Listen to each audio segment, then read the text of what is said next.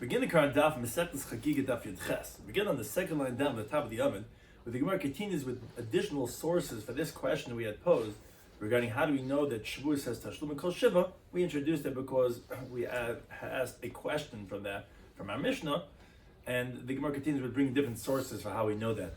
Hashif goes back to Bekazich and Cheskel to Anitam Daf. Hashem is doing with today's Daf. Some of the things discussed in today's Daf are Chayla Shal Moed Asa B'Asis Malacha. The Gemara brings various sources for the prohibition in Torah to perform malacha on Chol HaShamayid, the intermediate days of Yom Tov.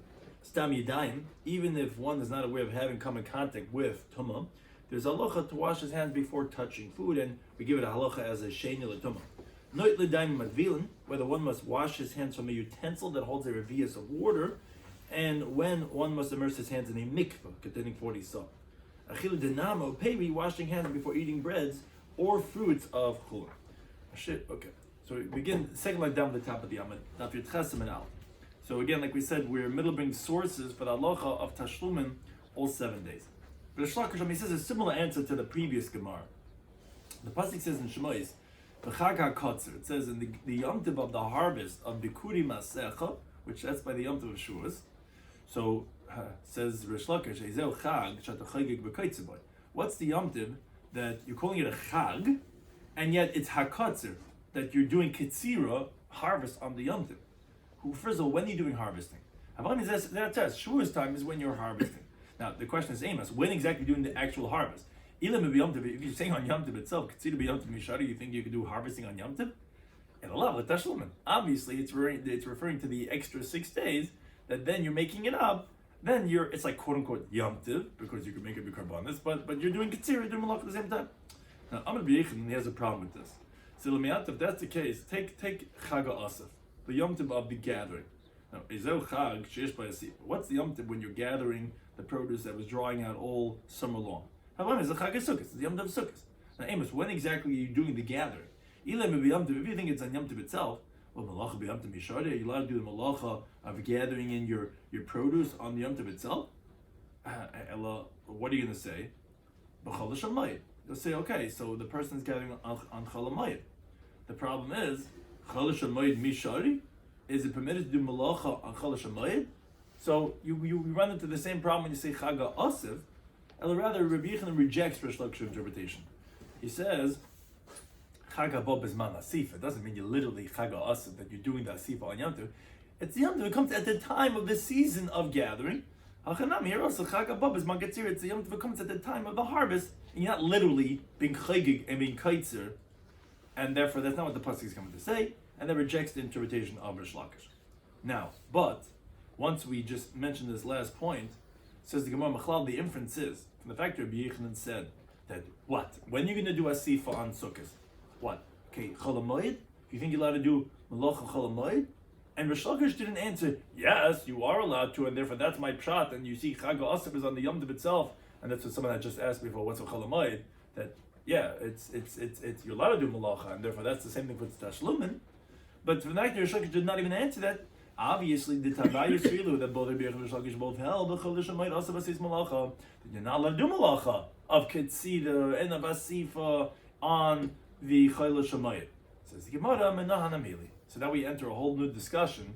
How do we know that Malach, although you would have thought maybe this discussion would be in Moed Katan, which was discussing Chol HaMoed, here is the Gemara gets into discussion over here, and for many sources, how do we know the Malach Chol HaMoed forbidden? Because in the words of Rabbi Yochanan, rejecting the interpretation of Rish Lakish of Tashlumin Kol Shiva of Chag HaKotzer, he says, what do you do with Chag Asif? And none of them held that there would be a good resolution for Chag Asif that was the Chol HaMoed, because Chol HaMoed you cannot do Malach. Which Taisus says, it sounds like from our sugya that Malach on Chol HaMoed is biblically forbidden, because we're learning that the Gemara is going to bring many sources from Sukkim. The remaining time finds it's difficult because the Davar Oven and many Malachas that we permit in Moed Katan, how is it permitted? Where do you ever find Issa that Isa, partially Aser and partially Mutter? That's a whole discussion regarding if this is biblically, rabbinically forbidden. What do we do with all these Psukim? Al Kapanim. But now our Gemara comes to bring sources for this discussion. Where do we know this from? It says the Gemara Torah Malina Braisa. Pasuk says in Shemai, it says Chag HaMatzos Tishma Shivas Yom. The Yom Tov of Pesach, you should safeguard, you should protect it for 7 days. What's that coming to teach? Limit al Chol HaMoed is teaching you regarding the intermediate days of the Yom Tov. Sha'asa Basis Malacha Divrei Bereishia. So we have source number one that expounds and says, if you tell me it's Chag HaMatzah Tishmer, and it's saying you should be Chomer Shivas Yamim, the word Tishmer is always loisase, what not to do. What are you saying I should not do for 7 days of Pesach? I'm telling you not do malacha. I'm telling you that you can't do it 7 days. Obviously, Chalamoitz, Asabasis malacha. That's the opinion of Rabbi Yisha. Rabbi Yisha, he brings a second interpretation. He says, in the Tzarech, you don't need to have from learning it from Tishmer Shivas Yamim. Because it's a Kabul Chaimer. What's the Kabul Chaimer? If the first day of Pesach and the 7th day of Pesach, you don't have both the sanctity before and after. The first day that has no sanctity before it, and the last day has no sanctity after it. And yet, Asa Basis Malacha, the bookends of Pesach, of Ben Du Malacha, and the intermediate days of the Yom Shesh Kedush Lefnein Lachrein, which has sanctity before it and after it, there's sandwich between sanctity. And it didn't say Asa Basis Malacha isn't like Kavachim, should be forbidden to do Malacha. And therefore, that's his source to tell you that Chalmai is forbidden malacha. Now, that the Gemara says, but what do you mean? The 6 days of creation, meaning the days of every week, should disprove that logic. Because from Sunday to Friday, technically every week is between two Shabbos, the Shabbos before, Shabbos after it, and yet in Mitzvah says Malacha, you'll do Malacha 6 days of the week. Why don't you say, oh, Kavachim, Ma Kedusha has Kedusha Lefnei Lachareha? So obviously Chalamayit is the same way. How is that by Kabul Chaimer that you can't do Malacha on Chalamayit? There is a specific pasuk. The Sisa Kamalaktecha. What? Oh yeah, for pasuk, exactly. Yeah, but I'm saying, but the characteristic Al Kapanim that you're telling me the logic of being Bilafnei Lachreah should tell me it's not true. Yeah, you have a pasuk telling you can do it, so we know you can do it over there. But you see then we can learn out from there. The virtue of having Kedusha Lefnei Lachreah won't be mechayev you that you can't do Malacha because there you have the Kedusha Lefnei Lachreah. Says the Gemara, no. So what are you going to say about 6 days of the week? Sheimem Karban Musaf. Monday and Thursday and Wednesday, they don't have a Karban Musaf. What do you say Chol Shemay should become Musaf? So it's not stam days that are sandwiched between sanctity. It's days sandwiched between sanctity with a Karban Musaf every day that you bring Chol Moed. That would be a Kabul Chaimer that you cannot do Malacha. Says Gemara, what are you saying? Rish Chodesh will disprove that. Should become a Musaf. Rish Chodesh, you bring Karban Musaf, and Mutar Basis Malacha, it's permitted to do Malacha. So, and Taisa says, although we find other places that not, Taisa discusses that would be for Rosh Hashanah possibly, or women, or whatever, but Al Kapanim, Rosh Chodesh itself, you're allowed to do Malacha. So, don't wonder regarding Chol Shamayid that you're allowed to do Malacha even though there's a Musaf. So what are you proving from a Kabul Chaimer? No Kabul Chaimer. Says Gemara, no, Mal Rosh Chodesh, you're going to say Rosh Chodesh ain't Kodem Mikra Kodesh. Okay, Rosh Chodesh, yes, you bring a Musaf and still allowed to do Malacha because it's not called in the Torah as a Mikra Kodesh. It's not a holy convocation of a day. What are you going to say? Mikra Kodesh. So Hoyil Mikra Kodesh and a sandwich between 2 days of sanctity, and you bring a Musaf. Yes, logic would tell us from a Kabul Chaimer that it's going to be forbidden to do Malacha, and therefore that was interpretation number 2 for the source of how do we know that Malacha is forbidden on Chol Shamayit. Now, source number 3, Tanya another brisa. It says about the Yikra, Kol Malachas Avodah Lo Yisasu, all activity of work one should not do, and it says near that Shivas Yom Takriva Isha, that 7 days you should be sacrificing a burnt offering. So Limit Chol Shamayit. So it's telling you not to do malacha, and it's talking about the 7 days of Yom Tov right near that. So teacher, regarding Chol Shamayit, regarding the intermediate days of the Yom Tov, Shas Basis Malacha, to be basically they did not do malacha. And he expounds like this: when it says Leisasu Shivas Yamim, and it's talking about by the Yom Tov of Sukkos, which that's what's talking about there in Teres Kainim, it's telling you that okay, it's obviously telling you all 7 days you cannot be doing malacha. Source number 4, Bekivayim says no in the Tzach, you don't need. Because the pasuk says in Yikra, says that these are the holidays of Hashem. Mikra Kodesh, the word Mikra Kodesh sounds like that you're sanctifying it from not doing malacha. Now, when you tell me that it's for the whole Mayid, but what's the pasuk talking about over there? In Berishin, if it's referring to the first day of Yom Tov, the pasuk already says regarding the first day that's called Shabbosin. It says Ach b'chamisha Asar Yom L'Chodesh Hashvi. Ba'asbechem as Shivas Chag Hashem, and talking about Sukkos, Chag Hashem Shivas Yom B'Yom Rishon Shabbosin. It already calls it Shabbosin, and in B'Shviv it's on the 7th day of the Yom Tov. So Harikavanim Shabbosin already says Shabbosin already over there regarding the 7th day of the Yom Tov. or the 8th day. Some have the girsa because it's actually two matzukas over there. But be that as it may, regarding the bookends of the Yom Tov, it already says Shabbos. So when the pasuk is telling me that you have to call it Mikra Kodesh, which again is telling you Issa Malacha, obviously El B'chal Shemayid, obviously Machal Shemayid, Lament Chal Shas B'Seis Malacha, it's telling you that you're not doing Malacha. From that pasuk of Ilmi Ad Hashem, Mikra Kodesh, or Tigras Ma'ad must be going on because we already know the Yom Tovim themselves. This pasuk must be Tomachal Shemayid. Another interpretation, number 5, Tanidach, another brayso.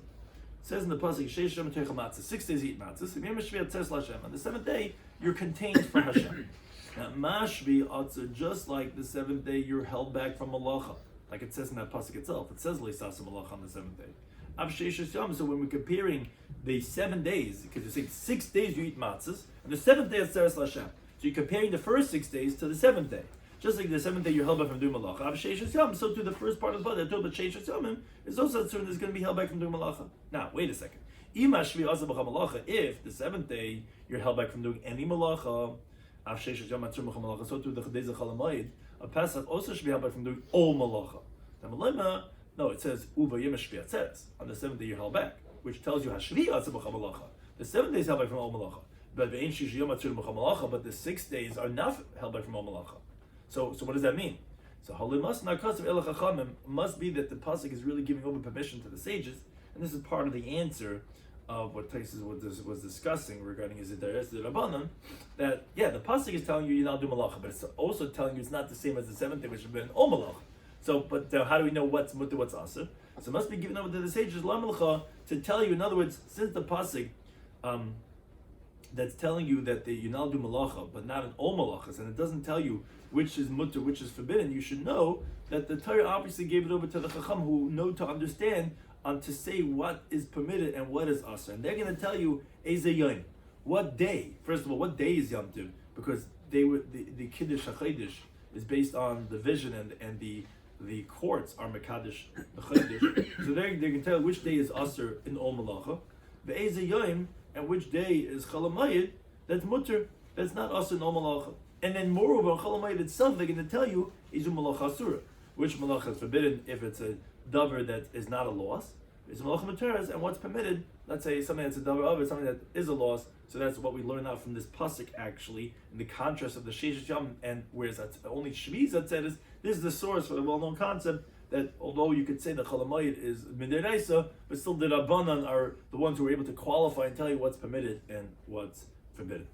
Now we said in the Mishnah that if Shavuos falls out on Shabbos, since everyone agrees that you're not bringing your karbanos on Shabbos because it's Shabbos not the malacha, only those that are designated for the day, like karbanos musaf and karbanos of the Tmidin.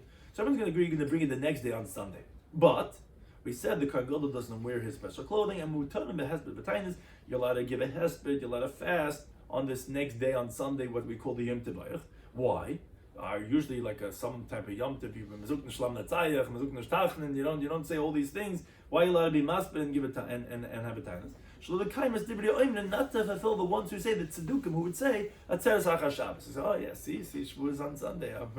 Even though it's really on Shabbos, it's supposed to be Macharas Shabbos, and we don't want to reinforce them, and therefore we want to downplay it a little bit. Everyone's going to bring their karbanos, but there's Hespedim, there's Lavayas, whatever. It's obviously not the Yom Tov Shavuos.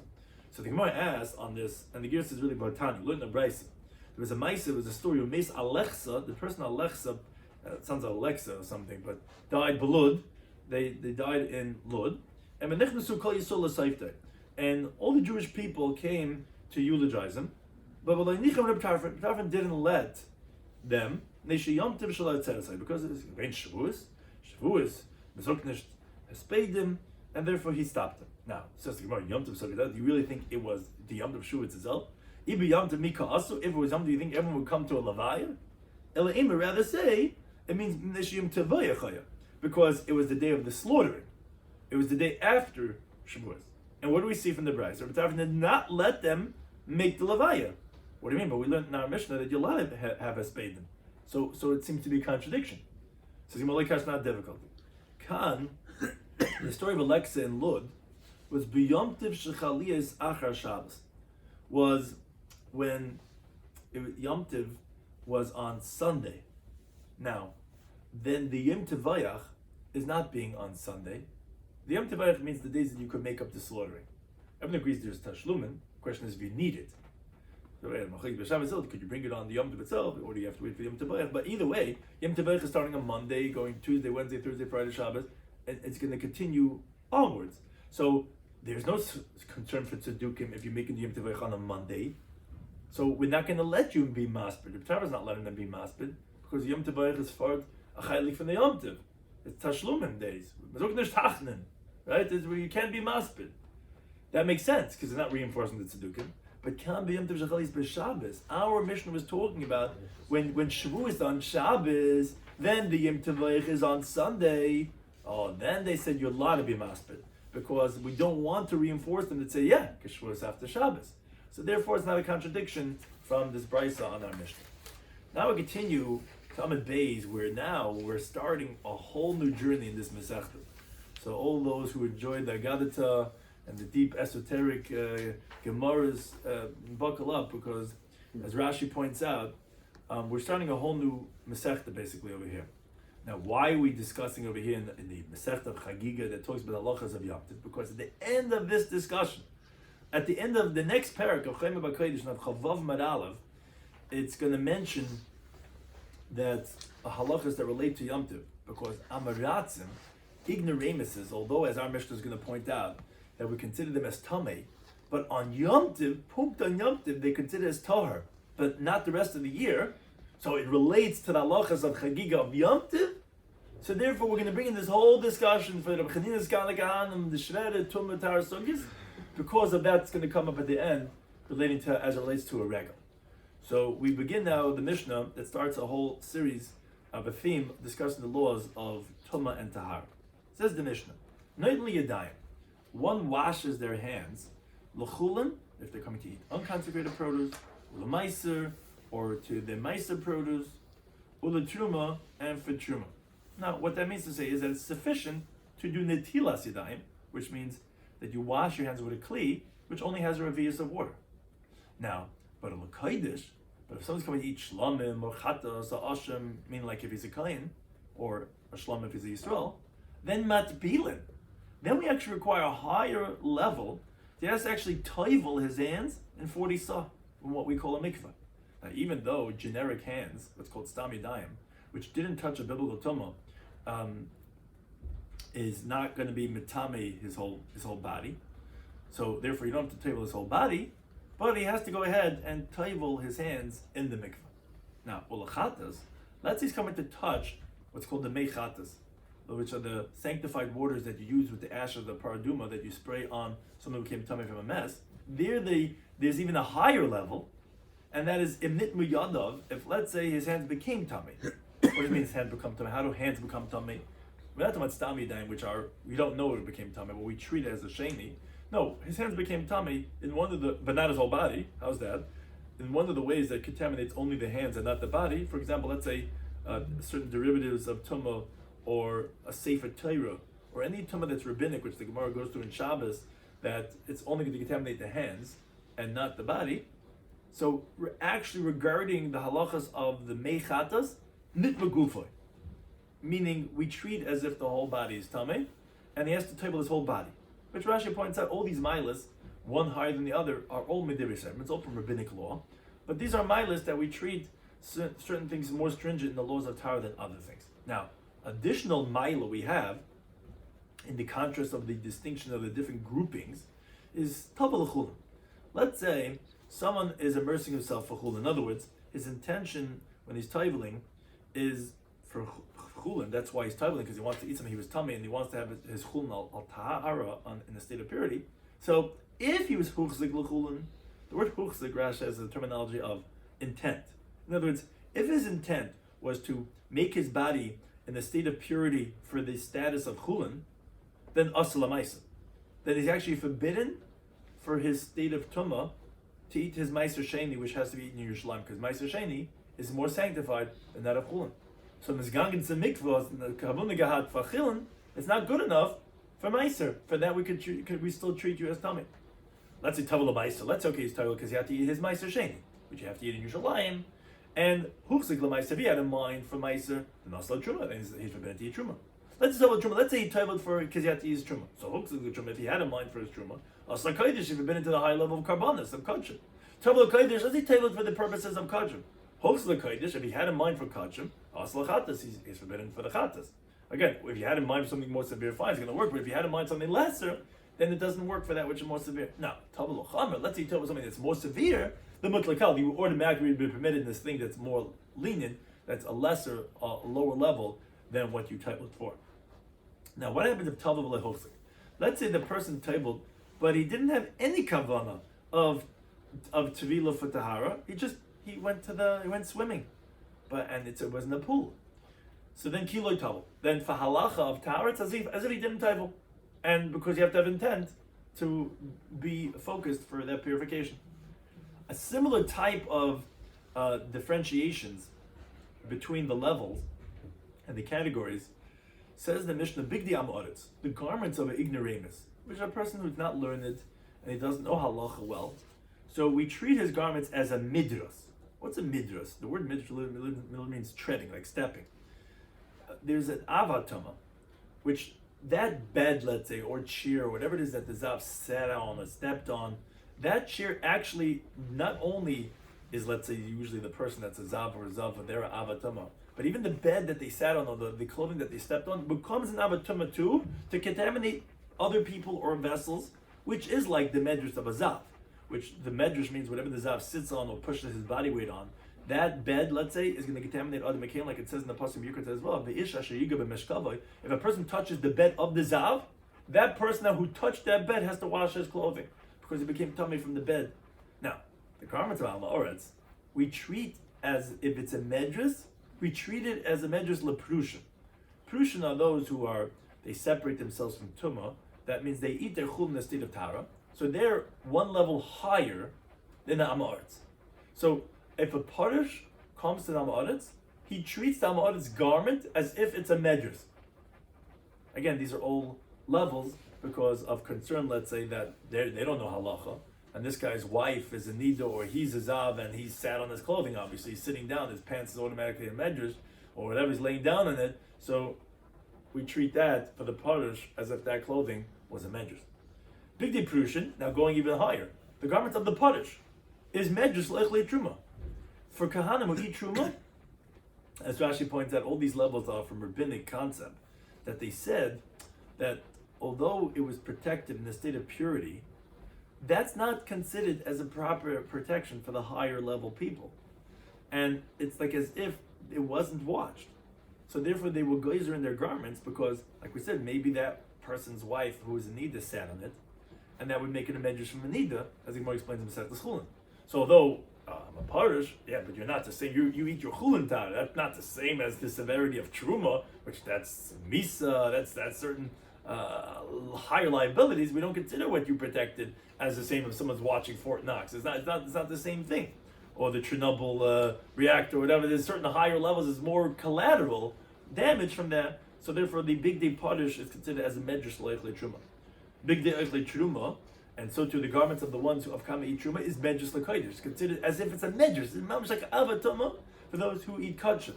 And Big Day Kodesh, the garments of those who eat Kachim, is Medras L'Chatas. Is considered like Medras for those who are involved in the Chatas. Doesn't mean the Karma Chatas, it means the Pare Aduma, which is called Mei Chatas.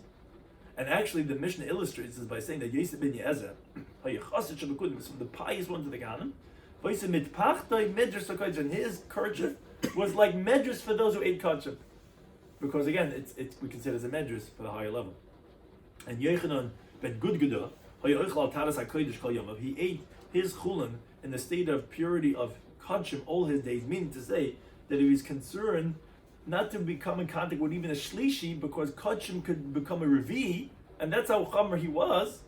And yet, his kachim was considered medras, almost like an avatoma, for those who are involved in the paraduma waters, because kachim is still like a medras in contrast to that of the mechatas. Now the Gemara goes to the opening halacha of our Mishnah. You told me that you have to do netilas yadayim for chulin, ma'aser sheni, and for truma. Says the Gemara, chulin, ma'aser miba, and netilas yadayim. You have to wash your hands when you're coming to eat unconsecrated produce and ma'aser sheni produce. But Bermenis seems to be contradicting from Mishnah Masechet Bikurim. Mishnah says that Truma v'Abikurim, which Bikurim, the first fruits of the 7 fruits when they started ripening, you bring it up to the base of Mikdash. They're also called Truma, like the Gemara says in Makkos Daf Yud and Aleph. Pasuk says about Truma Sidecha. What's Truma Sidecha? That's the Bikurim, and therefore that has the halacha like Truma. So basically, Truma type of items, which is Truma and Bikurim. So it has a few criteria. Chayuv nalein misa. If let's say a non-kohen eats it deliberately, the pasuk says Umesu boy ki yichalaluhu, and it says V'chol zar lo yechol kodesh, and it's all talking about Truma. So we see that if a zar eats Truma, is chayiv misa. And v'choimish, if let's say he eats it by mistake, that the misa is if he does deliberately. If he does it by mistake, the pasuk says in Yikach Beis, ve'ish ki yichol kodesh b'shgago b'yosef chamish tisei, he has to add on a 5th besides the principle that he has to compensate. And v'asla zar, meaning that it's forbidden with a negative prohibition in the Torah for a non-kohen to eat the Truma and the Bikurim. And ve'nichsi kohen, they're also considered the assets of a kohen if let's say he wants to use it to betroth a woman, or he wants to use its monies to go ahead and purchase slaves and real estate and non-kosher animals. He's allowed to consider his monies. And v'oil be'echad me'ah, it only is nullified in a ratio of 101 to 1, but less than that it's not going to be nullified. Rather, we would say then that all the chulin that's mixed in would be forbidden to non-kanim. And between the Natil Sidayim, you also have to wash your hands. The reason for that is because the a sheni, there's avatama, mess is avi avoisatama, but then most tumas are like a av, and then it goes to rishon and sheni and so on. Now a sheni makes something else a shlishi. Now stam yadayim, regular hands, chacham were geyser, as the Gemara elsewhere explains this, why they did this, but they made that stam yadayim is considered like a second degree, what's called a sheni l'tum. So therefore, it invalidates truma if you don't wash it, because truma could become a shlishi. It doesn't go more than that, but it could be a shlishi. So therefore, if you're coming to eat truma, you have to wash your hands because your hands automatically are considered a sheni l'tum, and truma could become a shlishi. So you got to wash your hands beforehand. And the head of shemesh, which is a different case. If let's say someone was biblically tamei and he table, he cannot eat his truma until he has hair of shemesh, until he has sundown, as the Gemara teaches in Yevamos from Sukkot, which was actually the opening Mishnah in Shas.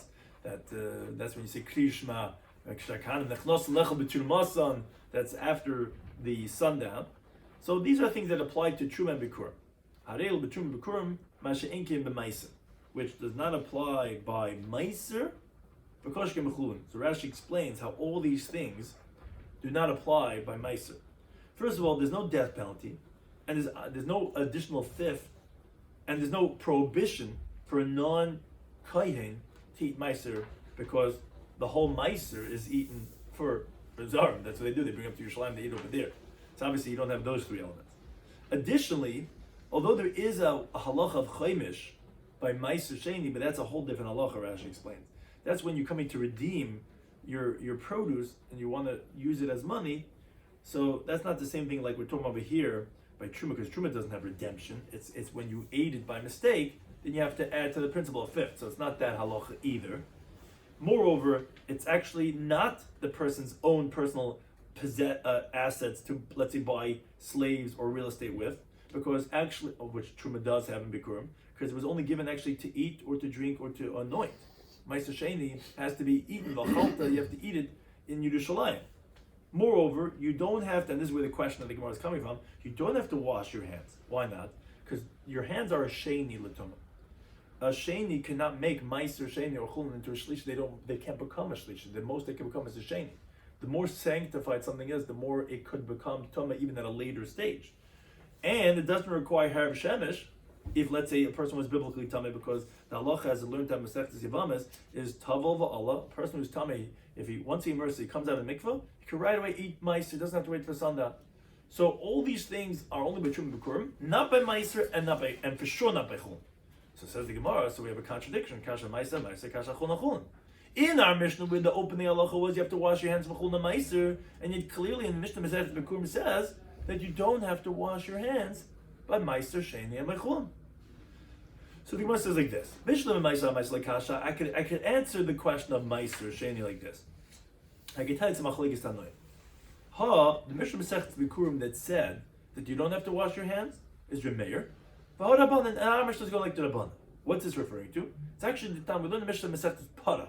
The Mishnah says like this: Kol hatoin biyas mayim medivrei seifrim. Again, a lot of these ideas can be foreign to people. It's different concepts. So just pay attention because there are nuances. Kol hatoin biyas mayim medivrei seifrim. Whatever requires going into water, meaning taiveling yourself, from rabbinic law, meaning if biblically a person is tar, but the chacham agrees that the person is going to be tummy. For example, let's say all those that I mentioned Masechta Shabbos in the first paragraph of the Gimel of Beis, where it says that these things are going to invalidate truma.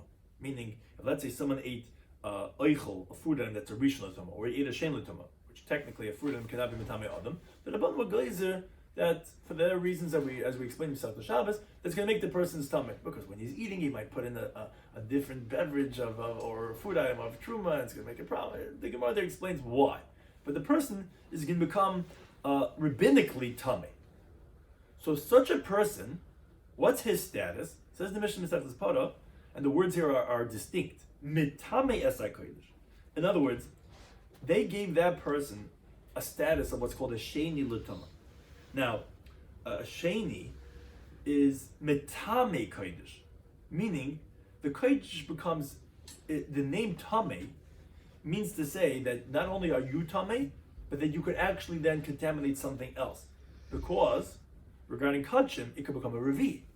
So this person who, let's say, ate the food item that's a shein l'tuma or rishon l'tuma, which rabbinically that makes him tummy. Now, it's making him into a shein l'tuma. Again, the Masechta Shabbos goes through in detail why they did it. Now, when he goes and he touches kachim, he's making it tummy. Because that kachim is a shlishi, that could now make another kachim revi. And the words here is distinct. Upaislas at truma. It's not being metame truma; it's invalidating the truma, which means that the truma itself is going to become invalidated, but it cannot invalidate something else to make it into revi, because truma only goes till a shlishi, so it can only passel it. It cannot be metame.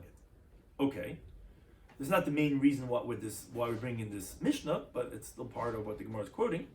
And umutu lechulun ulamaisa divrei meir. Says Meir. However, this person who, again, he's a sheni l'tuma, he requires rabbinic tevila. He is a sheni l'tuma. So until he goes to the mikvah, he's matame kachim, he invalidates truma. This person is permitted in chulin and for maisa. Now, as Rashi explains, as we're going to shortly prove, when we're saying he's permitted in chulin and for meiser, means he's allowed to eat chulin. How do you know that? Because Rameir doesn't say that he doesn't in a paisel as a chulin. Doesn't say he doesn't invalidate chulin. He says, and he's mutter l'chulin. That would sound like you're totally mutter, that you can even eat the chulin and meiser. That's what Rameir says. Chachamim eisrim b'meiser. Chachamim say no, you're forbidden in meiser. Oh, wait a second.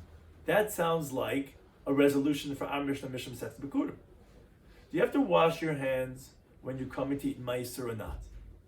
That we just said as a machlekes here in this Mishnah, Masechtas Para. Your mayor says that you don't have to.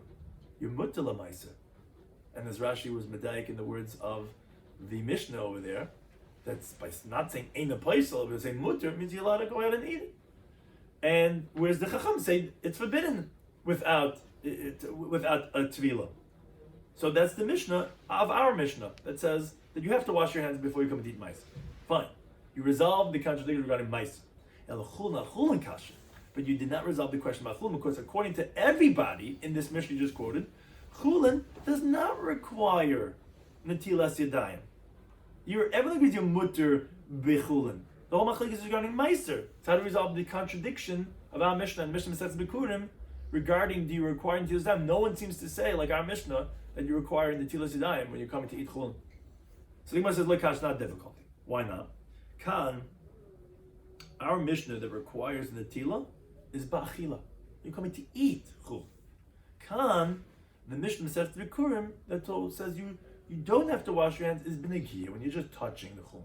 Just touching chul, you're handling chul, you don't have to. You're coming to eat it, then you do. So any thinking person already is on the ball, realizing that that's problematic. Maskula Rabbi Shloimy Schwartzberg says, how can you say such a thing? Ad kan lepligi Rabbanan ladid Meir. Where do we find the Rabbanan who said that when do you have to wash? They were the more stringent. They disagreed with Meir, and they said no, you have to wash your hands That was ela ba'achila de meiser. That was not in touching meiser, as we explained before. I was going to explain right now also. That was regarding when you're eating the meiser. But if you're just touching meiser, and ubachil the chulin, and when you're even eating chulin, like pligi, they never disagreed. In other words, you have to say, when the Rabbanan said the words oisim b'chacham oisim b'meiser, what were they coming to forbid by meiser? It was obviously referring to eating. Why? Because everything is regarding touching. The asheni does not invalidate meiser. Meiser does not become a shlishi, and because Remeir, who they're disagreeing with, he was saying, as we mentioned before, that you're allowed to eat the meiser, and they're coming to disagree and say that you're not allowed to eat the meiser. But regarding touching the meiser, they would hold that this person who's a sheni is not a problem because a meiser does not become a shlishi. Moreover, therefore, by chulin, that no one's saying is aser, obviously everyone's agreeing that what? You're allowed to even eat. Back to the question, so who's the Tana by Mishnah? You wanted to resolve and say, oh, well, it's not a contradiction. Mishnah B'kurim that says you don't have to wash is when you're touching it, chulin, and our Mishnah is talking about when you're eating it. But it can't be because everyone agrees even eating of the chulin does not require Netilas Yadayim, as we brought from Mishnah B'Sas Pada. So the Gemara says, Ela Rav, I'll give you another pshat. You're right. Both our Mishnah B'Kurim are talking about eating. But Kasha is not difficult. You know why? Kan, our Mishnah is B'chila de Nahama. Is eating bread. Oh, eating bread, and even chulin, and this is a halacha that we know very well, even our chulin bread, we do wash our hands, whereas kan, but in the Mishnah Masechet B'Kurim that says that Masha Ein Kiem B'Maiser, that Maiser does not have Netilas Yadayim, is B'chila de Pedi, is regarding when you're coming to eat fruits. That's where we said that you don't have to wash your hands. Whereas by Truma, that's what the Mishnah there in B'Kurim was contrasting, even if it's fruits, you need to do Netilas Yadayim. Because even touching Truma, whatever produce it is, the person's hands, Stam Yadayim or Asheni, that would invalidate the Truma. So by Truma you have to, but by Meiser you're right, you don't have to. And that's where the Amar of Nachman, like we find Rav Nachman said this idea. Kalanetel Yodav Leperis, whoever washes his hands for Chulin and Meiser of Peris, of fruits, it's considered arrogant because we never required Netilas Yadayim for Chulin unless it is bread. And our Mishnah that says Netilas Yadayim l'chulin meiser was talking about bread. Mishnah B'Kurim that says that you don't have to wash your hands was talking about for payers, and therefore it's not a contradiction. Thank you to any time for those things.